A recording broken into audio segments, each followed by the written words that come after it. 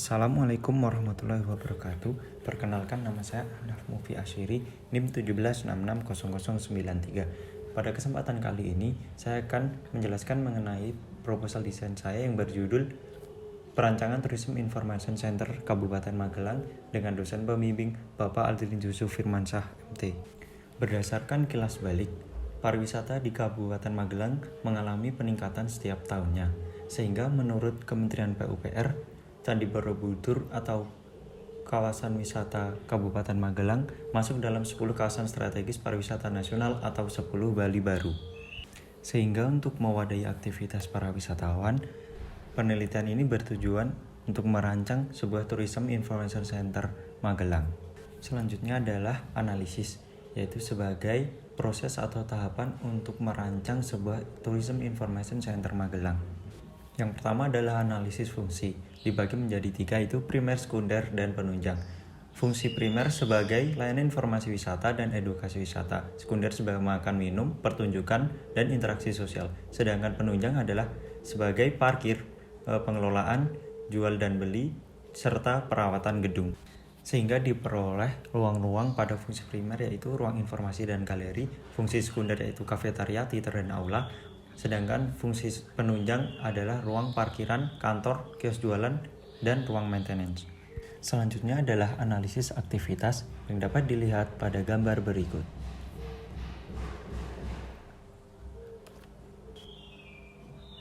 Untuk selanjutnya adalah analisis pengguna yang dapat dilihat pada gambar berikut.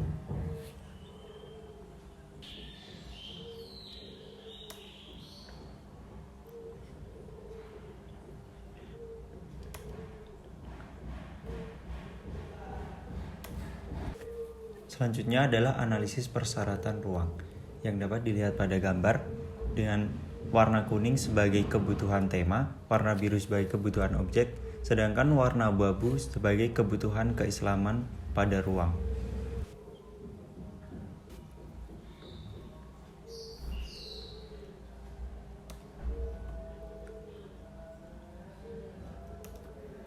Selanjutnya adalah analisis kebutuhan ruang yang dapat dilihat pada gambar berikut.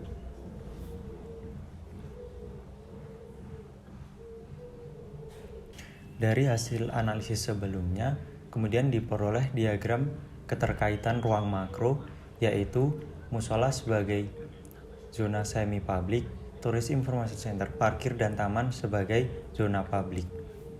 Untuk musola, parkir, Tourism Information Center, dan taman berhubungan langsung, sedangkan musola ke taman sangat jauh.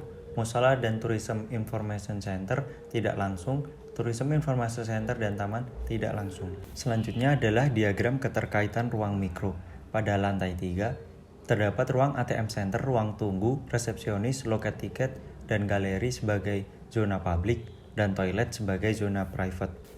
ATM Center, ruang tunggu, resepsionis, dan toilet berhubungan langsung, sedangkan resepsionis dan galeri berhubungan tidak langsung, sedangkan untuk loket tiket dan ruang tunggu juga berhubungan tidak langsung. Selanjutnya di lantai 2 terdapat ruang tribun penonton, loket tiket, kasir, ruang makan, ruang tunggu, dan wifi corner sebagai zona publik, panggung, ruang operator, dapur sebagai zona semi publik, sedangkan toilet sebagai zona private. Untuk panggung dan tribun penonton dan ruang operator berhubungan langsung, sedangkan untuk ruang makan, kasir berhubungan langsung, dapur dan kasir dan ruang makan berhubungan tidak langsung. Untuk wifi corner dan ruang tunggu serta toilet juga berhubungan secara langsung. Selanjutnya untuk lantai 1 terdapat kios, kantor, dan ruang maintenance. Pada kios jualan dan ruang tunggu sebagai zona publik, sedangkan ruang direktur, ruang staf, ruang manajer, ruang kebersihan, ruang perairan, ruang jaringan internet, dan ruang kelistrikan sebagai zona semi publik. Untuk toilet sebagai zona private. Untuk ruang direktur, ruang staf, dan ruang manajer berhubungan langsung, sedangkan untuk kios jualan dan ruang tunggu juga berhubungan langsung. Sedangkan ruang kebersihan, ruang perairan, ruang jaringan internet, dan ruang listrikan juga berhubungan langsung. Selanjutnya adalah bubble diagram makro dan bubble diagram mikro yang dapat dilihat pada gambar berikut.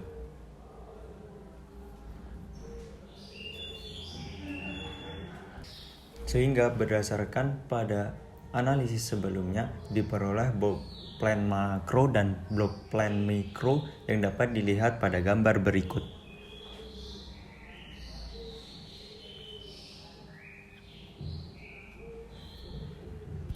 Selanjutnya adalah analisis kawasan.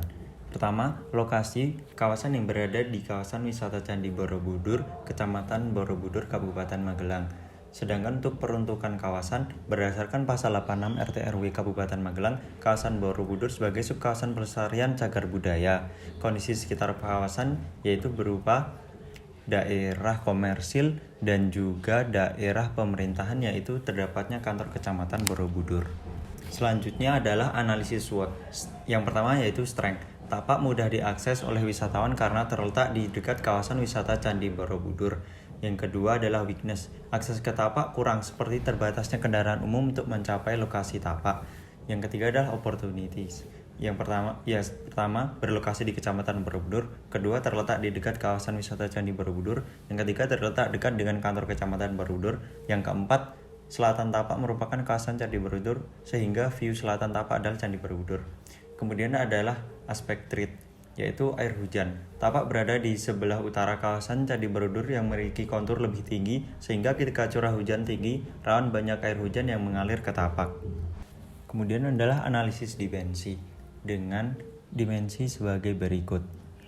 Tapak berbentuk trapesium memiliki luas 4.751 meter persegi dan dengan keliling total sebesar 300 meter. Sedangkan untuk batas barat berupa saluran irigasi, selatan berupa Jalan Medang Kamulan, utara berupa perkebunan, timur berupa Hotel Gria Bougainville. Selanjutnya adalah analisis regulasi dengan KDB sebesar 1.900 meter persegi, KDH 7.918 meter persegi, GSB 3,5 meter. Selanjutnya adalah analisis zonasi dan tata masa. Zonasi hanya dibedakan antara publik dan semi-publik. Zona publik diperuntukkan untuk seluruh wilayah kecuali musola, sedangkan zona semi-publik diperuntukkan sebagai musola. Sedangkan untuk tata masa objek desain memusat atau radial sesuai dengan aspek tangible dari Candi Borobudur. Bangunan Tourism Information Center sebagai pusatnya. Detailnya dapat dilihat pada gambar berikut. Selanjutnya adalah analisis sirkulasi dan aksesibilitas. Untuk aksesibilitas ke tapak berupa 1 entrance dan 1 exit. Untuk aksesibilitas ke bangunan berupa 2 akses masuk dan akses keluar. Akses masuk keluar bangunan berada di sebelah selatan dan juga sebelah timur dari bangunan. Sedangkan untuk sirkulasi dibedakan menjadi 3, yaitu sirkulasi servis, sirkulasi pengunjung, dan sirkulasi kendaraan. Sirkulasi servis dibuat sejalur dengan sirkulasi kendaraan agar memaksimalkan lahan parkir. Sedangkan sirkulasi pengunjung dibuat radial, yaitu pengunjung dapat bergerak segala arah yang diinginkan. Untuk sirkulasi kendaraan dibuat juga satu arah untuk memaksimalkan lahan parkir. Sehingga berdasarkan analisis tersebut diperoleh yaitu pertama entrance bangunan. Entrance utama bangunan berupa tangga yang langsung menuju ke lantai 3. Yang kedua adalah sirkulasi pengunjung. Sirkulasi pengunjung berupa pedestrian yang terdapat bangku sekaligus pelindung tanaman yang dapat digunakan pengunjung untuk bersantai. Yang keempat, entrance kawasan. Entrance kawasan bersebelahan dengan jalan raya. Yang kelima adalah signage. Signage dibuat kontras agar mudah terlihat. Yang selanjutnya adalah area parkir. Area parkir dibuat satu jalur untuk memaksimalkan ruang. Hal tersebut dapat dilihat pada gambar berikut. Selanjutnya adalah analisis angin dan hujan.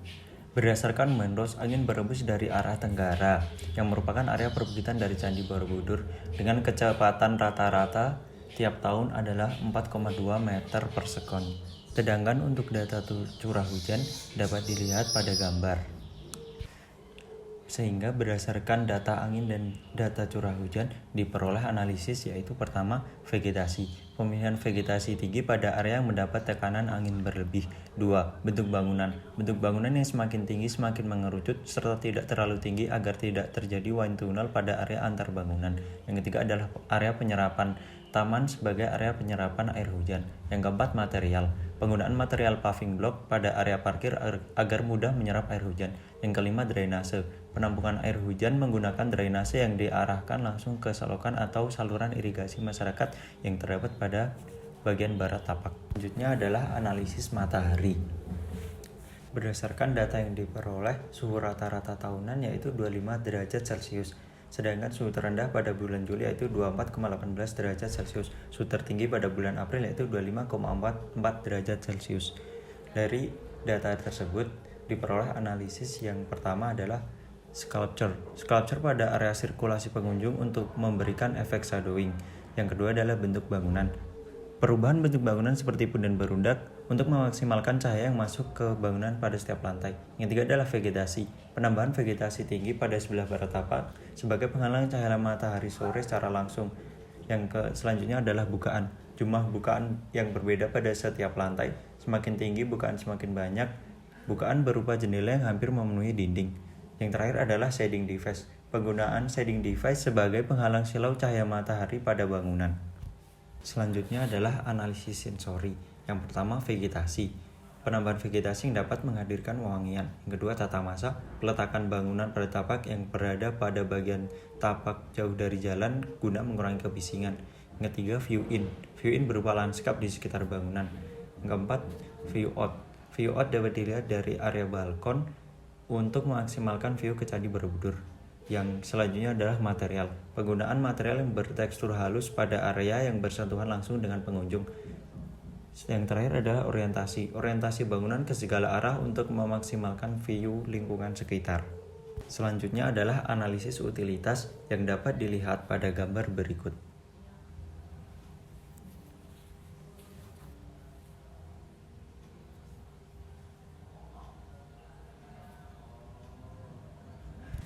Kemudian adalah analisis vegetasi, yaitu dibagi menjadi 3, yaitu vegetasi peneduh, vegetasi beraroma dan estetika, dan juga vegetasi peredam. Yang dapat dilihat pada gambar yaitu vegetasi peneduh berupa pohon ketapang, vegetasi peredam berupa pohon ketapang kencana, sedangkan vegetasi beraroma dan estetika berupa bunga kamboja, bunga teratai, dan pohon pinang. Vegetasi yang diterapkan didasarkan pada vegetasi yang terdapat pada relief Candi Borobudur. Selanjutnya adalah analisis bentuk. Yang pertama, bentuk dasar bangunan yaitu persegi diambil dari bentukan dasar Candi Borobudur. Yang kedua, penambahan massa bangunan menyesuaikan fungsi pada setiap lantai. Yang ketiga, adaptasi bentuk punden berundak dari Candi Borobudur. Yang keempat, yaitu penambahan sirkulasi vertikal pada bangunan yang terletak di luar. Bentuk akhir bangunan menyerupai punden berundak untuk memaksimalkan cahaya dan penghawaan pada setiap lantai.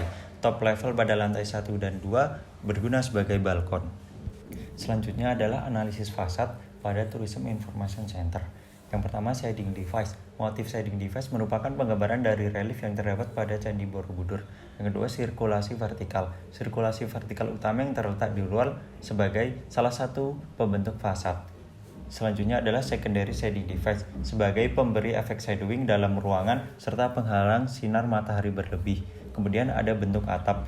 Bentuk atap yang terletak pada lantai teratas menggambarkan bentuk stupa teratas pada Candi Borobudur.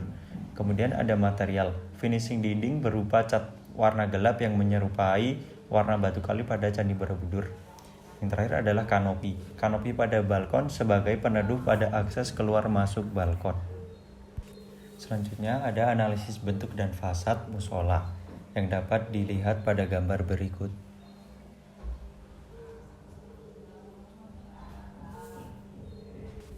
Selanjutnya adalah analisis struktur. Struktur paling bawah menggunakan pondasi bor pile karena kondisi tanah yang tidak terlalu keras. Kemudian untuk mid structure berupa kolom beton bertulang berukuran 40 x 40 dengan bentang 6 meter. Untuk balok 50 x 25 cm dengan bentang 6 meter. Untuk upstructure berupa rangka atap menggunakan material baja ringan. Selanjutnya adalah konsep. Yang pertama adalah konsep dasar, yaitu welcoming with Borobudur spirit. Menyambut dengan nilai-nilai lokalitas, menjadikan Tourism Information Center ini sebagai pusat informasi dan mewadahi aktivitas masyarakat dengan nilai-nilai lokalitas dari Candi Borobudur guna menunjang kepariwisataan Magelang dengan penerapan pendekatan historisism, mengaplikasikan aspek tangible dan intangible Candi Borobudur di dalamnya. Sedangkan aspek tangible tersebut berupa bentuk, fasad, tata masa, zoning, lanskap, setting tapak, sistem struktur, material, dan ornamentasi. Sedangkan aspek intangible tersebut yaitu konsep tridhatu atau triloka pada Candi Borobudur yang kemudian digambarkan sebagai fungsi ruang. Selanjutnya adalah konsep tapak. Konsep tapak menerapkan prinsip studi mengenai kondisi regional, yaitu berdasarkan pada kondisi pertapakan pada Candi Borobudur. Penataan lanskap mengikuti pola Candi Borobudur dengan tata masa radial serta terdapat satu akses masuk dan keluar pada tapak. Sehingga diperoleh satu signage yang terdapat di bagian tengah tapak dan dekat dengan jalan raya yang merupakan penerapan penggambaran dari Makara pada Candi Borobudur. Yang kedua, sirkulasi pengunjung yang terdapat di tengah tapak dengan adanya boulevard serta langsung menuju bangunan. Yang ketiga, sirkulasi pengunjung sekunder yang terletak di sebelah timur tapak. Yang keempat, Taman Lotus yang memiliki jenis tanaman yang terdapat pada relief Candi Borobudur seperti bunga teratai dan pohon ketapang. Yang terakhir adalah taman bermain yang berfungsi sebagai daerah resapan. Selanjutnya adalah konsep sirkulasi dan aksesibilitas. Sirkulasi dibedakan menjadi tiga: sirkulasi servis, sirkulasi pengunjung, sirkulasi kendaraan yang dapat dilihat pada gambar. Kemudian adalah konsep zonasi. Zonasi hanya dibedakan antara publik dan semi-publik. Zona publik diperuntukkan seluruh area tapak kecuali musola, sedangkan area semi publik diperuntukkan sebagai musola. Selanjutnya adalah konsep tata masa objek desain, yaitu radial atau memusat sesuai dengan aspek tangible dari Candi Borobudur, ya, dengan bangunan Tourism Information Center sebagai pusatnya. Selanjutnya adalah konsep vegetasi, yaitu dibagi menjadi tiga: vegetasi pengarah, vegetasi peneduh, dan vegetasi estetika. Vegetasi peneduh berupa pohon ketapang, sedangkan vegetasi pengarah berupa pohon pinang. Untuk vegetasi estetika ada tiga, yaitu vegetasi pohon ketapang kencana, bunga teratai, dan bunga kamboja. Selanjutnya adalah konsep bentuk dan fasad dari Tourism Information Center. Bentuk bangunan didasarkan pada bentuk Candi Borobudur.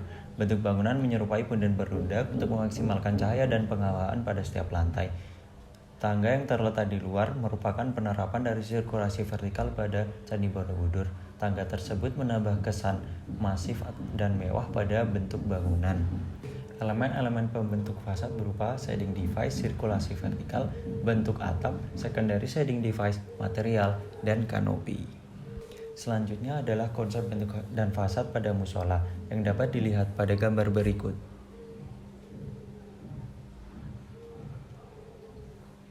Selanjutnya adalah konsep utilitas. Yang pertama, air bersih. Air bersih berasal dari PDAM, kemudian didampung ke groundwater tank yang terletak di sebelah timur bangunan, kemudian baru disalurkan ke seluruh bangunan.